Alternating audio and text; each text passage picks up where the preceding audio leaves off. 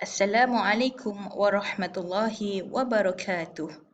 أهلا وسهلا ومرحبا بكم إلى هذه المحاضرة. اليوم سنتعلم الدرس الجديد وهو الصفة والموصوف. الصفة والموصوف. الصفة dalam bahasa Melayu kita sebut kata sifat. Dalam bahasa Inggeris kita sebut adjective. Manakala al-mausuf dalam bahasa Inggeris kita sebut noun. Kedua-dua al-sifah dan juga al-mausuf ini adalah sejenis al-ismu, kata nama. Apabila kita sebut tentang kata nama, sudah tentu ia berkait rapat dengan al-adad, bilangan dan juga al-jins, gender, jantina. Baik, al-jins terdiri daripada gender muzakkar, lelaki dan juga gender muannas, perempuan.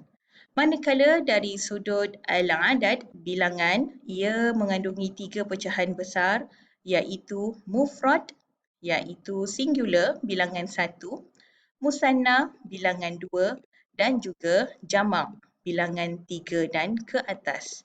Dalam pembelajaran kali ini, kita akan fokus lebih dalam tajuk ataupun bahagian al-jins, gender dan juga dari sudut bilangan kita akan fokus lebih pada mufrad, bilangan 1.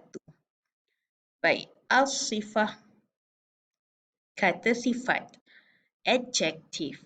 Berikut adalah contoh kata sifat. Small, saghirun, saghiratun.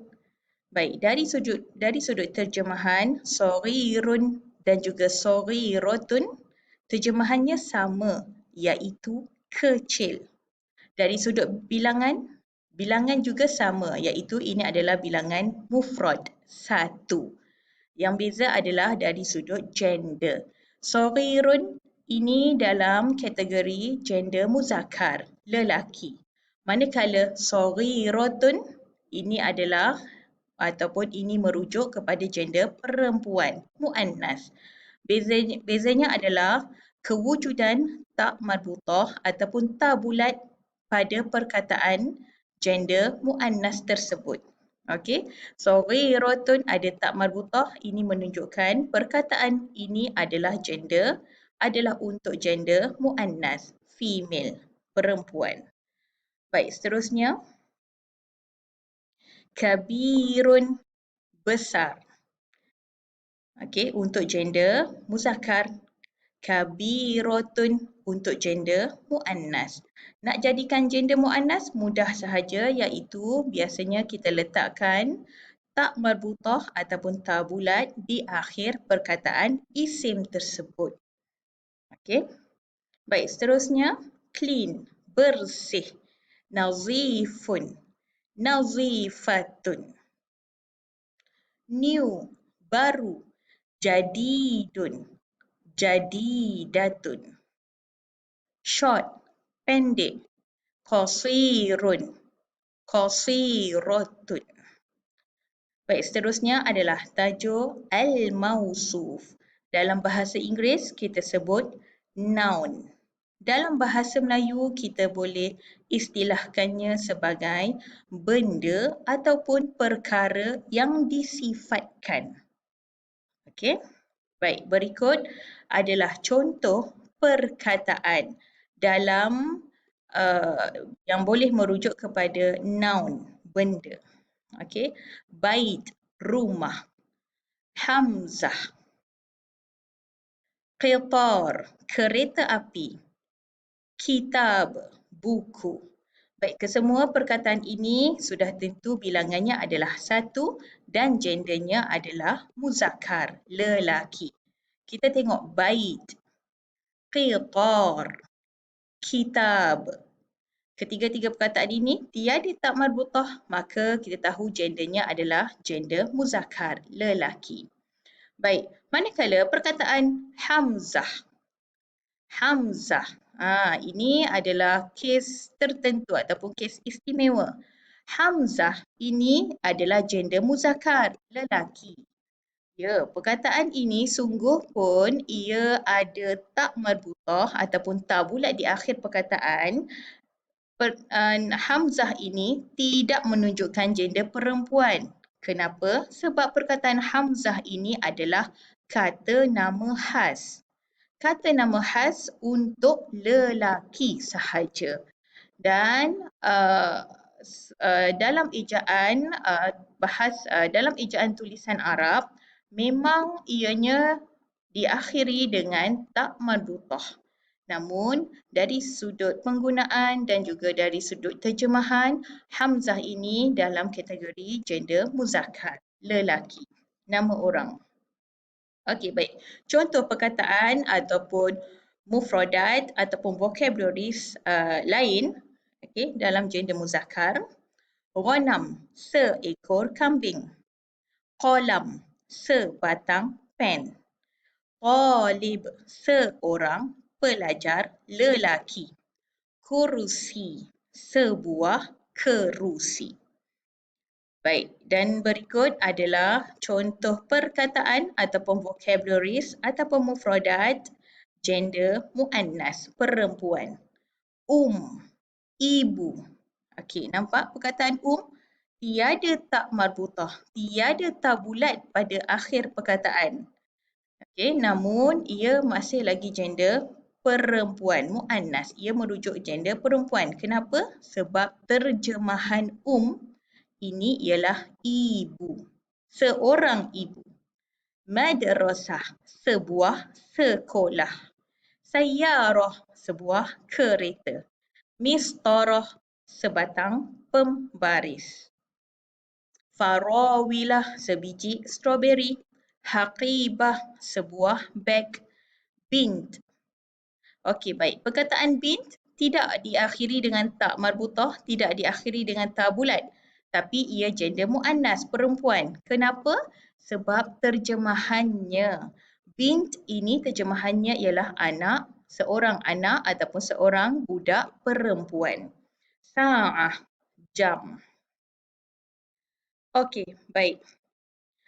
Sifah ialah adjektif. Manakala mausuf ialah noun. Baik, kita tengok dulu frasa dalam bahasa Inggeris terlebih dahulu. Okey, big house. Perkataan big ialah adjektif. Manakala perkataan house ini adalah noun. Dalam bahasa Inggeris, adjektif ataupun kata sifat ialah perkataan yang pertama. Manakala perkataan house iaitu di kedudukan noun ini berada pada perkataan yang kedua. Maksudnya dalam bahasa Inggeris, ia adjektif mendahului daripada perkataan noun. Okey, big house.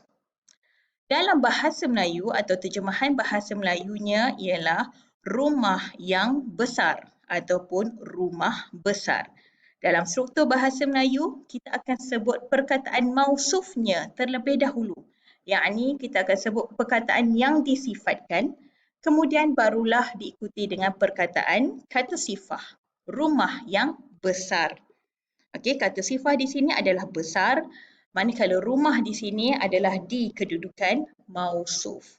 Manakala dalam bahasa Arab ia mengikut konsep struktur bahasa Melayu. Maksudnya kita akan menyebut perkataan mausufnya terlebih dahulu. Kemudian barulah diikuti dengan kata sifat.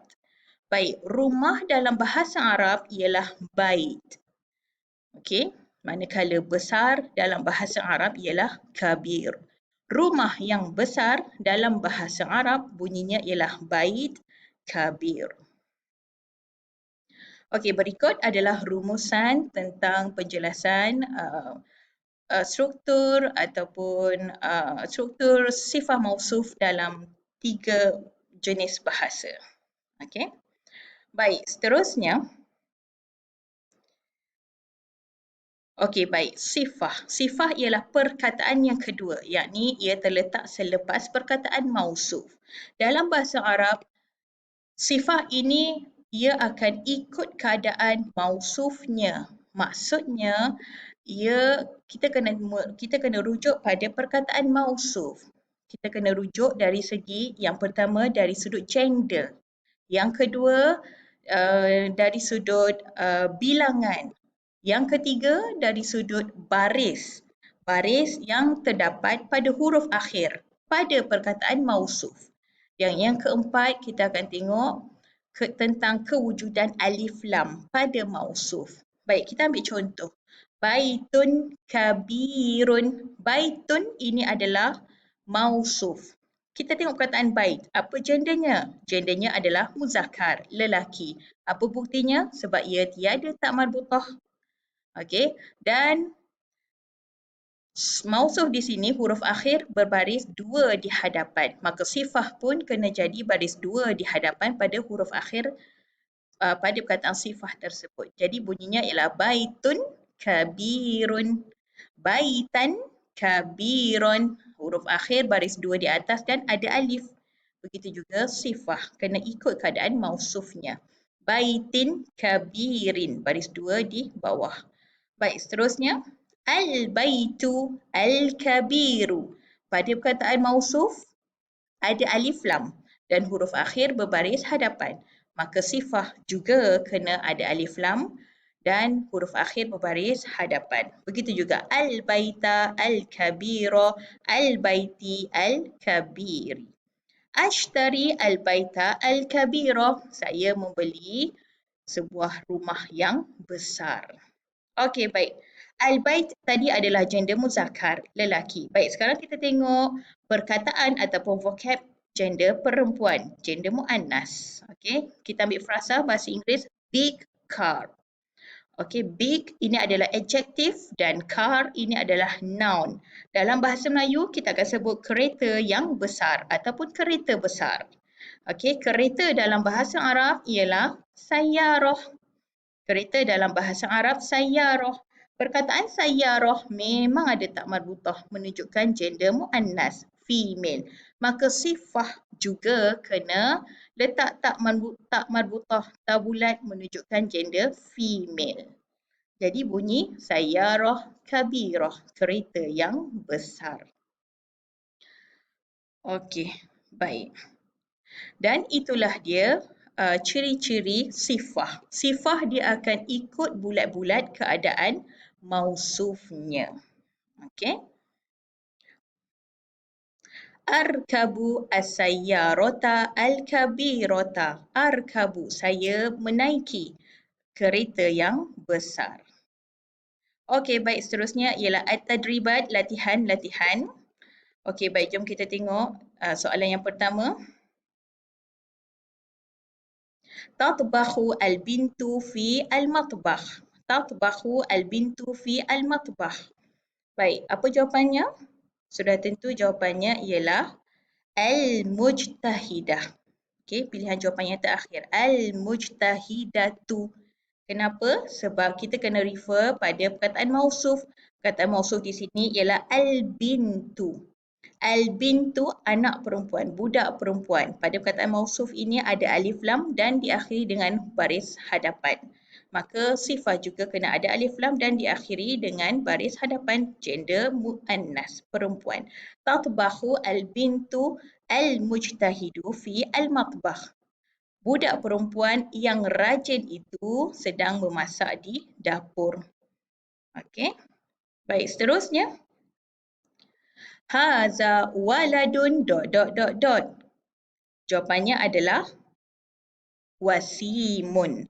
Kenapa? Sebab pada perkataan walad ini adalah mausuf. Perkataan walad ini diakhiri dengan baris dua di hadapan. Maka sifah juga kena baris dua di hadapan. Okey, dan yang terakhir, ara, saya melihat. Jawapannya adalah an-namlata as-saghirata. Semut yang kecil. Okey. Maksudnya kita kena tengok gabungan sifah dan juga mausuf. Pastikan sifah ini kaedahnya adalah sama seperti yang terdapat pada mausuf. Okey. Baik. Syukran ala husni istima'ikum wa aktafi bihadzal qadri. Wassalamualaikum warahmatullahi wabarakatuh.